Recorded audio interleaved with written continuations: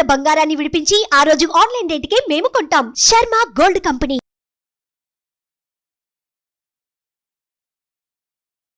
నమస్కారం. ప్రస్తుతం మనతో పాటు శ్రీ పోతులూరి వీరబ్రహ్మేంద్ర స్వామి వారి ఉపాసకులు, కాలజ్ఞాన ప్రవచనకర్త, ప్రాచీన సంఖ్యాశాస్త్రం మరియు గవ్వ ప్రశ్నాశాస్త్ర నిపుణులు బ్రహ్మశ్రీ శ్రీ కృష్ణమాచార్యులు గురువు గారు ఉన్నారు. వారితో మాట్లాడదాం. నమస్కారం గురువుగారు. నమస్కారం అమ్మ. ఆంధ్రప్రదేశ్లో రాబోయేటువంటి ఎన్నికలకి సంబంధించి అప్పుడే సర్వేలు మొదలు పెట్టేశారు. ఇందులో భాగంగా మరొకసారి వైఎస్ఆర్సీపీ అధికారం చేపట్టబోతుందని కొన్ని సర్వేలు చెబుతుంటే ఆ అవకాశమే లేదని మరికొన్ని సర్వేలు, పరిస్థితి కాస్త అంటే టఫ్ ఫైట్ ఉండబోతోంది పార్టీలన్నిటి మధ్య అని చెప్పి మరికొన్ని సర్వేలు చెబుతున్నాయి. అసలు రాజకీయ పరంగా చూసుకుంటే, ఎలక్షన్ పరంగా మాట్లాడితే కనుక ఆంధ్రప్రదేశ్ భవితవ్యం ఎలా ఉండబోతోంది? మాన్య శ్రీ ముఖ్యమంత్రి వర్యులు శ్రీ వైఎస్ జగన్మోహన్ రెడ్డి గారు ఆరుద్ర నక్షత్రం, మిథున రాశి, అష్టమ శని ప్రభావం తొలగిపోయింది. ఎన్నోసార్లు మనం ఇదే వేదిక మీద మన ఛానల్లో, ఇతర ఛానల్లో కూడా మనం చెప్పాం, 2023 జనవరి 31వ తారీఖు లోపు భద్రతాపరమైనటువంటి విషయాల్లో వైఎస్ జగన్మోహన్ రెడ్డి గారికి ఇబ్బందులు ఉంటాయి.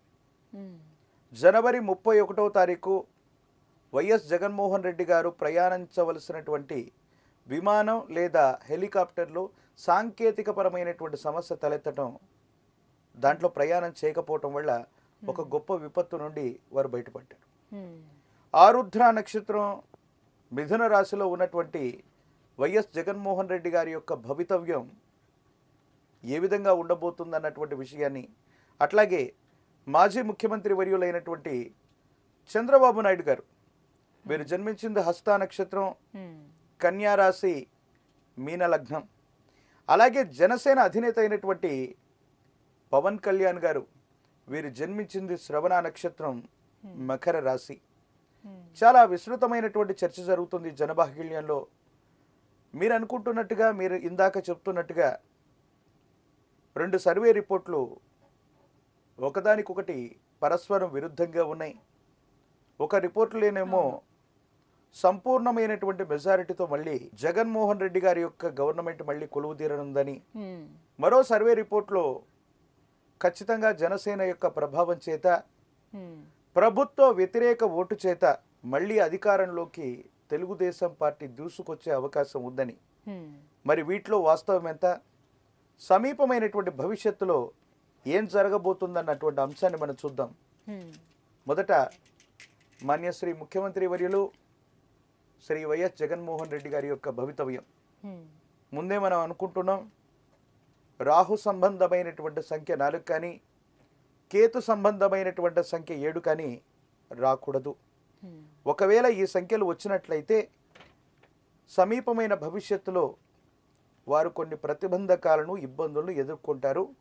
ఇది సాధించటంలో ఏవైనా ఇబ్బందులు వస్తాయని దీని యొక్క సంపూర్ణమైనటువంటి ఫలితం. మాన్యశ్రీ ముఖ్యమంత్రి వర్యులు శ్రీ వైఎస్ జగన్మోహన్ రెడ్డి గారు ఆరుద్ర నక్షత్రం, మిథున రాశి, వీరి యొక్క నేతృత్వంలో ఉన్నటువంటి వైఎస్ఆర్సీపీ మళ్ళీ అధికారంలోకి వచ్చేటువంటి అవకాశం ఉందా? శివాయ బ్రహ్మణే నమ, వీరబ్రహ్మేంద్ర స్వామినే నమో నమ, జై వీరబ్రహ్మ జై, గోవిందమాంబ జై. ఆశ్చర్యం కలిగించేటువంటి సమాధానం ఇది. వచ్చినటువంటి ఫలితం 2 అంటే చంద్రుడికి సంబంధించినటువంటి సంఖ్యగా మనం చెప్తాం. వైఎస్ఆర్సీపీకి ఖచ్చితమైనటువంటి మెజారిటీతో గెలిచేటువంటి అవకాశాలు కాస్త తక్కువనే చెప్పాలి. ఏది ఏమైనప్పటికీ కూడా 151+ సీట్స్తో ఉన్నటువంటి వైసీపీ గవర్నమెంట్ 175 స్థానాలని క్లీన్ స్వీప్ చేయాలన్నటువంటి ఉద్దేశంతో ప్రయత్నం చేస్తున్నారు, చెబుతున్నారు కూడా మాట. కానీ మళ్ళీ అధికారంలోకి రావటానికి కనీసమైనటువంటి మ్యాజిక్ ఫిగర్ 88, 89 అనుకుంటాను, సుమారు 90 లోపు. ఆ 88, 89 స్థానాలు గెలవటం కూడా కొంచెం కష్టమే. ప్రతికూలవంతమైనటువంటి ఇబ్బందులు ఉన్నాయి. మిత్ర బలం చేత కానీ, లేదా వేరొకరి మీద కానీ వీరి యొక్క విజయం ఆధారపడి ఉంది అని ప్రశ్నాశాస్త్రం చెప్తుంది. అంటే వైఎస్ఆర్సీపీకి వచ్చేటువంటి ఓట్లే కాదు, సీట్లే కాదు, వీరి విజయానికి వేరొక పార్టీ ప్రధానమైనటువంటి, అది భాగస్వామ్యం అవ్వచ్చు, భాగస్వామ్యం కాకపోవచ్చు, వేరొక పార్టీ మీద వీరి యొక్క విజయం ఆధారపడి ఉంది అంటే అర్థం ఏమిటంటే వైఎస్ఆర్సీపీ గవర్నమెంట్ తనంతట తానుగా మళ్ళీ ఆంధ్రప్రదేశ్లో అధికారం రావటం అన్నటువంటిది కొంచెం కష్టంగానే మనం చెప్పచ్చు. అంటే సింగిల్గా వెళ్తే కష్టమే అని అర్థం చేసుకోవచ్చు. తప్పనిసరిగా వారు సింగిల్గా పోటీ చేసినా మెజారిటీ స్థానాలు గెలవాలన్నటువంటి వాడి యొక్క ఆలోచన, లేదా సంపూర్ణంగా 175 సీట్లు కాదు, కనీస మెజారిటీ రావటం కూడా కాస్త కష్టమే అన్నట్టుగా కనపడుతుంది. ఇక మిగతా వ్యక్తుల యొక్క భవిష్యత్తును తెలుసుకున్నటువంటి తర్వాత ఒక కన్క్లూజన్కి వచ్చేటువంటి ప్రయత్నం చేద్దాం. ఇప్పుడు మనం తెలుసుకోబోతున్నటువంటి జాతకం మాన్యశ్రీ మాజీ ముఖ్యమంత్రి వర్యులు శ్రీ నారా చంద్రబాబు నాయుడు గారు. నాకు తెలిసినటువంటి వివరాల ప్రకారంగా చాలామంది జ్యోతిష్యుల దగ్గర ఉన్నటువంటి వారి యొక్క జాతక ప్రకారంగా హస్త నక్షత్రం, కన్యా రాశి, వీరు జన్మించినటువంటిది మీన లగ్నం. విశేషవంతమైనటువంటి స్థితిగతుల్లో మాన్యశ్రీ మాజీ ముఖ్యమంత్రి వర్యులు శ్రీ నారా చంద్రబాబు నాయుడు గారి యొక్క జాతకంలో ఎన్నో ఉచ్చస్థితికి సంబంధించినటువంటి విషయాల్ని మనం చెప్పుకున్నాం. ప్రశ్నాశాస్త్రం ఏం చెబుతుందో అన్నటువంటి విషయాన్ని తెలుసుకున్న తర్వాత సంపూర్ణంగా వారి భవిష్యత్తును కూడా మనం చెప్పే ప్రయత్నం చేద్దాం. శివాయ బ్రహ్మణే నమ, వీరబ్రహ్మేంద్ర స్వామినే నమో నమ. ఓం హ్రీం క్లీం శ్రీం శివాయ బ్రహ్మణే నమ, వీరబ్రహ్మేంద్ర స్వామినే నమో నమ. జై వీరబ్రహ్మ జై గోవిందబంబ జై. వచ్చినటువంటి ఫలితం 5. ఇది బుధుడికి సంబంధించినటువంటిది. బుధుడు అంటే అర్థం ఏమిటి? ఇందాక మనం చెప్పుకున్నట్టుగా కుమారుడు, అమాత్యుడు, ఈ విధమైనటువంటి ప్రస్తావనలు వస్తూ ఉంటాయి. తెలుగుదేశం పార్టీ అధికారంలోకి రావటం కేవలం మాన్యశ్రీ ముఖ్యమంత్రి వర్యులైనటువంటి మాజీ ముఖ్యమంత్రి వర్యులైన చంద్రబాబు నాయుడు గారి యొక్క జాతకం వల్లే కాదు, తనయుడు, కుమారుడు, సంతతి, వీరి యొక్క భవిష్యత్తు మీద పార్టీ భవిష్యత్తు ఆధారపడి ఉంది అని దీని యొక్క అర్థం. ఎంత యాదృచ్ఛికమైనటువంటి సంఘటనలు జనబాహుళ్యం జరుగుతున్నాయంటే ప్రశ్నాశాస్త్రాన్ని అనుసరించి వచ్చినటువంటి ఫలితం బుధుడు. జనబాహుళ్యంలో ప్రస్తుతానికి లోకేష్ గారు పాదయాత్ర చేస్తున్నారు. తెలుగుదేశం పార్టీ యొక్క బాధ్యతల్ని తన యొక్క భుజస్కంధాల మీద మోస్తూ మళ్ళీ అధికారంలోకి తీసుకొచ్చేటువంటి ప్రయత్నం ఏదైతే ఉందో, లోకేష్ గారి యొక్క పాదయాత్ర టీడీపీకి బలాన్ని చేకూర్చబోతుంది. కేవలం చంద్రబాబు నాయుడు గారి యొక్క జాతకం వల్ల, వారి యొక్క నేతృత్వంలో ఉన్నటువంటి పార్టీ వల్ల ఇది సాధ్యం కాదు. ఒకవేళ మిరాకిల్ ఏదైనా జరిగితే టీడీపీ అక్కడ అధికారంలోకి వచ్చేటువంటి అవకాశం ఉంటే అది కేవలం నారా లోకేష్ గారి వల్లే, వాళ్ళు చేసేటువంటి ప్రయత్నాల వల్ల సఫలీకృతమయ్యేటువంటి అవకాశం ఉంది. అంటే ఖచ్చితంగా అధికారంలోకి వస్తుందని కాదు, కానీ టీడీపీ యొక్క విజయ అవకాశాలు, ప్రభుత్వం అక్కడ నిలబడాలన్నా, ప్రభుత్వం అధికారంలోకి రావాలన్నా వారి పార్టీ బాధ్యతలన్నీ కూడా ఈనాడు తాను మోస్తూ ఉన్నటువంటి లోకేష్ గారి యొక్క భుజస్కంధాల మీద ఏదైతే ఉందో, నారా లోకేష్ గారి యొక్క భవితవ్యం కూడా ఈ 2024 ఎన్నికల్లో ముడిపడి ఉంది. ఖచ్చితంగా నారా లోకేష్ గారు చేస్తూ ఉన్నటువంటి పాదయాత్ర తెలుగుదేశం పార్టీకి ఖచ్చితంగా ఇది అత్యంత అనుకూలవంతమైనటువంటి పరిస్థితిని ఇస్తుందనటంలో ఎటువంటి సందేహం కూడా లేదు.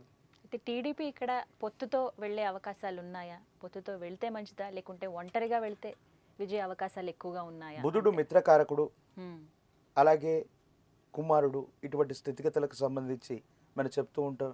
ఇప్పటికే చాలాసార్లు మనం చెప్పి ఉన్నాం, సమీపమైనటువంటి భవిష్యత్తులో ఆంధ్రప్రదేశ్లో ఏర్పడబోయే గవర్నమెంట్ 3 వ్యక్తులు లేదా 3 పార్టీలు, ఒకరికంటే ఒకరు, ఇద్దరి కంటే కూడా ఎక్కువ వ్యక్తుల యొక్క సమ్మిళితమైనటువంటి ప్రభుత్వమే సంకీర్ణమైనటువంటి ప్రభుత్వం. అంటే సీట్లు తక్కువ ఎక్కువ వస్తాయని కాదు, కానీ ఒకరికంటే ఇద్దరికంటే ఎక్కువ పార్టీలు కలిసి పోటీ చేయటం కానీ లేదా ప్రభుత్వాన్ని ఏర్పాటు చేయటం కానీ ఆంధ్రప్రదేశ్లో జరిగేటువంటి అవకాశం ఉంది. అక్కడ ఖచ్చితంగా వైఎస్ఆర్సీపీ అతి సులభంగా మళ్ళీ అధికారంలోకి వచ్చేటువంటి అవకాశాలు కాస్త తక్కువని మనం చెప్పాలి. ఆ వచ్చినటువంటి మీరు ఇందాక అన్నట్టుగా ఆ సర్వే రిపోర్ట్లలో ఉన్నటువంటి సారాంశం నిజంగా ప్రజల నాడి ఆ విధంగా ఉందేమో.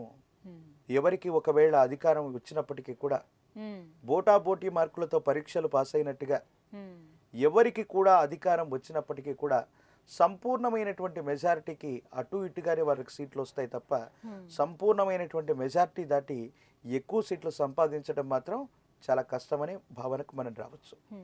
అతి ముఖ్యమైనటువంటి అంశం ఈనాడు ఆంధ్రప్రదేశ్లో ప్రభుత్వం వర్సెస్ ప్రతిపక్షంగా ఉండాలి.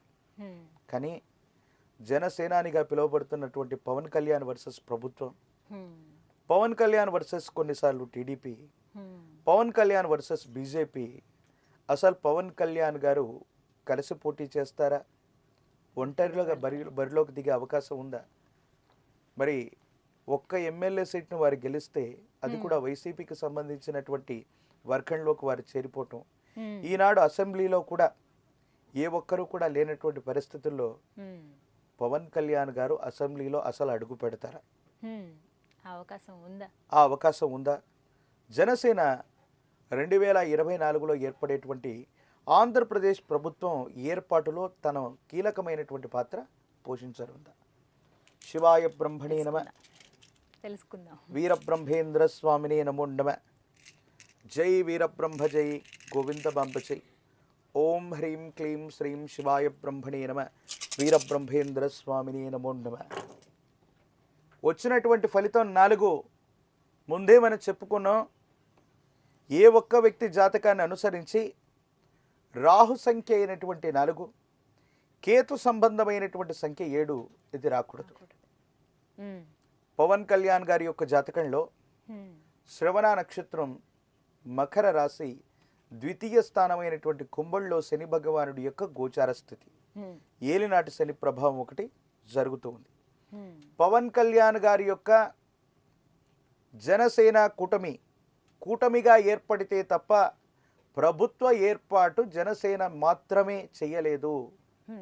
వీరు సన్నిహితంగా వేరొక పార్టీని, ఇతర పార్టీలన్నింటినీ కలుపుకొని వీరు ప్రభుత్వ ఏర్పాటు దిశగా ప్రయత్నం చేస్తే అవుతుంది తప్ప కేవలం ఒక్క జనసేనతో ఈ 2024వ సంవత్సరంలో ప్రభుత్వ ఏర్పాటు వీరొక్కరు చేయటం కాస్త అసాధ్యమే. అంటే సమీపమైన భవిష్యత్తులో వీరి జాతకం ఎలా ఉందంటే అమాత్యుడు, మంత్రి, కేంద్ర స్థాయి మంత్రి, ఈ స్థితిగతికి సంబంధించినటువంటి అన్ని రకాలైన అనుకూలవంతమైనటువంటి అంశాలు పవన్ కళ్యాణ్ గారి యొక్క జాతకంలో తప్పకుండా ఉంది. కానీ 2024వ సంవత్సరంలో ఖచ్చితంగా వీరు ముఖ్యమంత్రి అవ్వటం కానీ లేదా వీరి పార్టీ మాత్రమే అధికారంలోకి రావటం కానీ ఇది కాస్త కష్టం.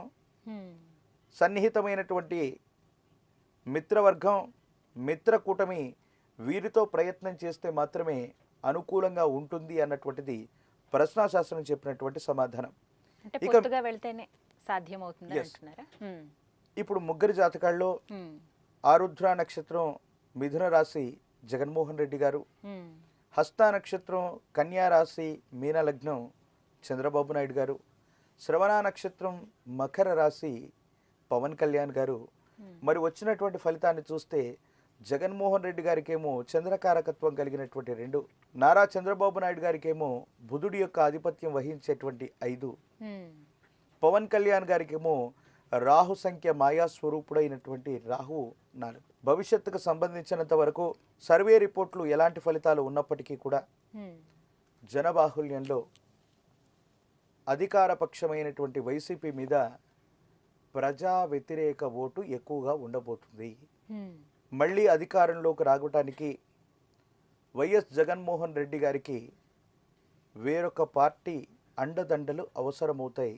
అంటే వారు గెలిచినటువంటి ఎమ్మెల్యేలని వీళ్ళకి ఇస్తారని కాదు, వేరొక పార్టీ అండదండలతో మాత్రమే మళ్ళీ అధికారంలోకి వచ్చేటువంటి అవకాశం ఉంది. లేకపోతే ఏ పార్టీ గెలిచినా బోటాబోటీ అవకాశాలు ఉంటాయి. మరి ముగ్గురిలో చూసుకుంటే మాత్రం లోకేష్ గారి యొక్క పాదయాత్ర నిర్విరామంగా ఇలాగే కొనసాగితే తెలుగుదేశం పార్టీ యొక్క గ్రాఫ్ పెరగటం ఆంధ్రప్రదేశ్లో అధికారం దిశగా దూసుకొచ్చేటువంటి అవకాశాలు సుస్పష్టంగా కనపడుతున్నాయి. ఎవరు అధికారంలోకి వచ్చినా ఒక పార్టీ కంటే ఎక్కువ పార్టీలు కలిసి ఒక సంకీర్ణమైనటువంటి ప్రభుత్వాన్ని ఏర్పాటు చేయబోతుంది అనటంలో ఎటువంటి సందేహం లేదు. అధికార పార్టీకి అంత సులభంగా లేదు.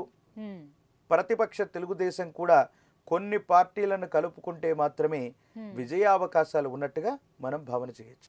గవ్వ ప్రశ్న శాస్త్రం ద్వారా ఏపీ భవితవ్యం ఎలా ఉంటుంది ఎన్నికలకి సంబంధించి చక్కగా వివరించారు గురుగారు. ధన్యవాదాలండి. జై వీరబ్రహ్మ జై గోవింద బాబా. సుమన్ టీవీలో మీ పర్సనల్ అండ్ బిజినెస్ ప్రమోషన్స్ కోసం కింది నెంబర్కి కాంటాక్ట్ చేయండి.